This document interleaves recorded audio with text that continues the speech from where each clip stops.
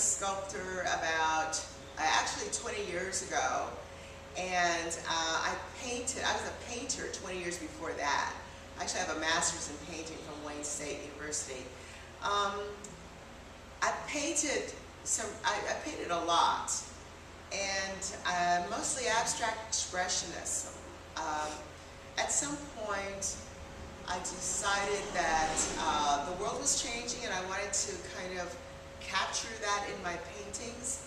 And so my paintings started getting larger, and I started integrating found objects in the paintings. Okay, so this is my studio, and I've kind of I've opened up a few things so you can see it. This is Money Never Sleeps. It's a pajama bottom, and it's made entirely of pennies and fiber. And it has a pajama top that I've retired, but I'm making another top to go with it. This is actually a piece from 1995. It's called Trivia Bookends.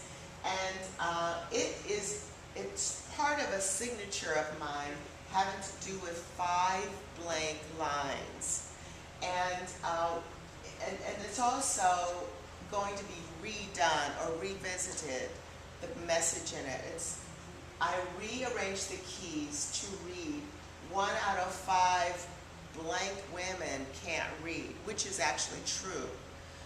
So you're going to see 5 dashes on the keys, and so that's called Trivia Bookends.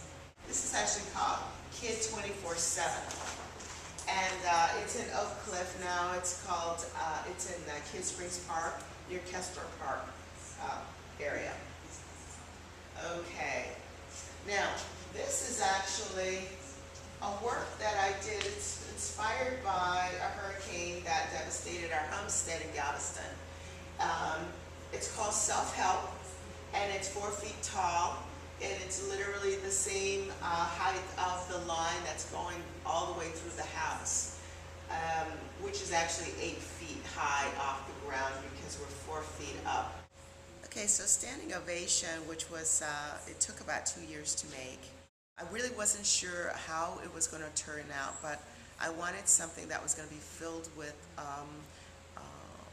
a lot of hands. And at the end of it all, I realized it was a very generous work.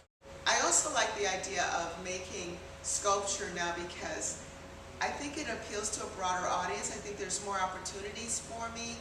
I can go into public art and put it in a park, and children can climb on top of it. I mean, it's there forever and ever.